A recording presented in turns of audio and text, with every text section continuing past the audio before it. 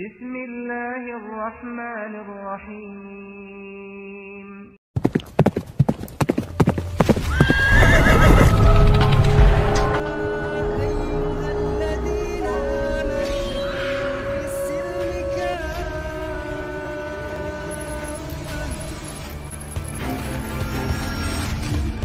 Maafkan kami, Ayah. Seharusnya kami tidak mengajak Yusuf ke bukit, Ayah. Maafkan kami.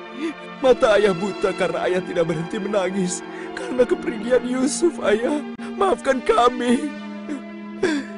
Sudahlah, semua ini adalah kehendak Allah. Hanya Allah yang tahu rahasia di balik kejadian ini.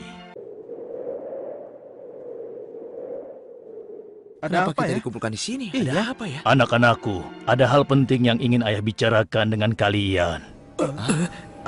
Jangan-jangan Ayah sudah tahu apa yang telah kami lakukan. Ada apa ya? Sebenarnya ada hal penting apa itu ya? Ayah yakin, kalian pasti sudah tahu keadaan negeri kita semakin hari semakin sulit. Kemarau panjang menyebabkan persediaan makanan kita semakin menipis. Jika ini berlangsung terus, kita bisa mati kelaparan. Ayah tidak mau hal ini terjadi pada rakyat kita. Ayah mendengar di negeri Mesir ada seorang raja muda yang sangat adil dan bijaksana. Dan sebelum kemarau panjang ini datang, raja muda itu telah membangun lumbung-lumbung makanan dan bak-bak air yang cukup untuk kebutuhan penduduk Mesir selama musim kemarau. Ayah ingin kalian berangkat ke Mesir untuk menemui raja muda itu dan mintalah makanan untuk persediaan kita darinya. Baiklah, Ayah. Kami akan segera bersiap-siap untuk berangkat ke Mesir.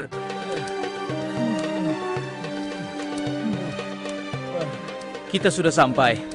Wah, megah sekali ya. Iya. Lihat, sepertinya itu gudang penyimpanan bahan makanan. Wahai pengawal, kami 10 bersaudara datang dari negeri Kan'an. Kami datang ke sini bermaksud untuk menemui Raja Muda. Tolonglah. Kalian tunggu saja di sini sebentar. Maaf Tuan, ada 10 bersaudara dari negeri Kan'an ingin bertemu. Dari negeri Kan'an? Baiklah, bawa mereka semua menghadapku. Baik Tuan. Hah? Ya Allah, mereka itu adalah saudara-saudaraku. Maha besar Allah pengatur segala sesuatu. Tapi sepertinya mereka tidak mengenaliku. Jika mereka tidak mengenaliku, untuk sementara waktu aku tidak akan memberitahukan siapa diriku sebenarnya. Wahai tuan-tuan semuanya, siapakah dan dari mana asal kalian semua? Wahai Raja Muda yang mulia, kami adalah putra Nabi Yakub dari negeri Kan'an. Kami 12 bersaudara. Seorang adik kami bernama Bunyamin sedang menemani ayah kami yang sudah tua dan juga buta. Ayah buta? Katakan padaku, apa yang menyebabkan ayah kalian buta? Karena ayah kami sangat bersedih dan selalu saja menangis sejak kepergian Yusuf yang tewas diterkam oleh binatang buas. Rupanya saudara-saudaraku belum bertobat kepada Allah. Mereka benar-benar lupa kalau aku adalah adiknya yang dulu mereka lempar ke dalam sumur. Lalu apa maksud kalian menemuiku? Maksud kedatangan kami adalah memohon kemurahan hati Tuan agar kami diizinkan untuk membeli persediaan makanan kerajaan Tuan. Negeri kami dilanda kemarau panjang. Ternak dan tanaman kami banyak yang mati. Akibatnya tidak ada yang dapat kami hasilkan, Tuan. Tolonglah. Baiklah, pengawal. Ya Tuan. Berikan kepada mereka gandum sebanyak yang mereka sanggup membawanya. Baik Tuan, hamba akan melaksanakannya.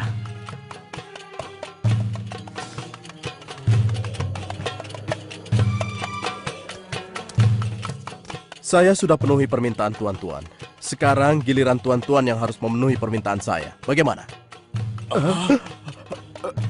Saya sebenarnya meragukan kata-kata kalian. Saya ingin membuktikan apakah semua yang telah kalian katakan itu benar atau dusta. Kalian boleh datang kembali kemari dengan syarat harus membawa Bunyamin. Tanpa dia, jangan harap kalian mendapatkan gandum dariku lagi. Baik, Tuan. Terima kasih. Kami permisi dulu, Tuan. Ayah, kami datang membawa 10 karung penuh dengan makanan dan juga... Raja muda itu mengembalikan emas milik kita. Maha suci Allah. Apa maksudnya?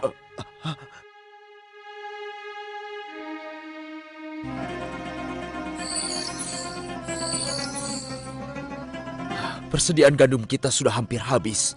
Kita harus kembali lagi ke Mesir. Ayo, kita temui ayah sekarang. Ayah, persediaan makanan kita sudah menipis.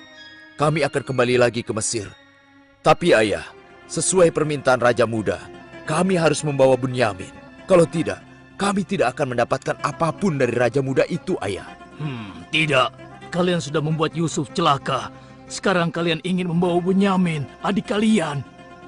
Tapi ayah, demi Allah, ini sungguh syarat yang diminta oleh Raja Mesir. Tanpa Bunyamin, Raja itu tidak akan memberikan apa-apa pada kita, ayah.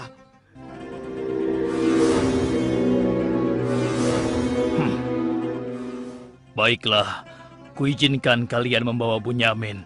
Tapi aku tidak ingin kehilangan anak untuk yang kedua kalinya. Ingat itu. Terima kasih, ayah. Kami berjanji akan menjaga Bunyamin dengan baik.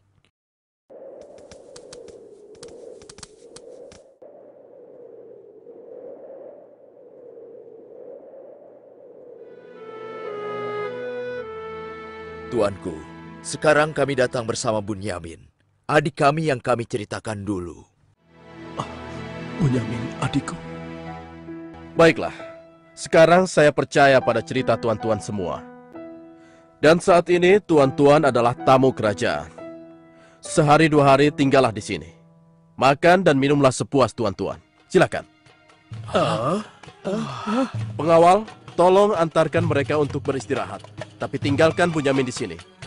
Karena aku ingin berbicara dengan Bunyamin sebentar.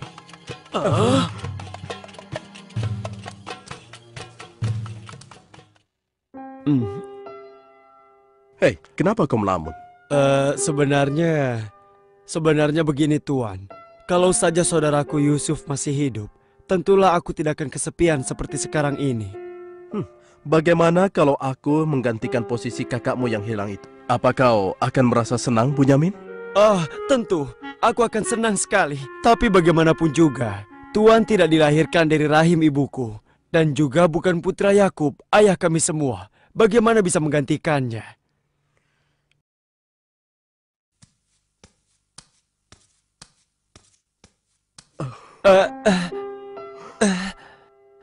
Bunyamin adikku, apakah engkau sama sekali tidak mengenali aku? Aku adalah Yusuf, saudaramu Bunyamin. Apa itu benar? Bagaimana itu mungkin? Pandanglah wajahku baik-baik. Tidakkah ada suatu tanda yang mengingatkan engkau bahwa aku adalah saudaramu?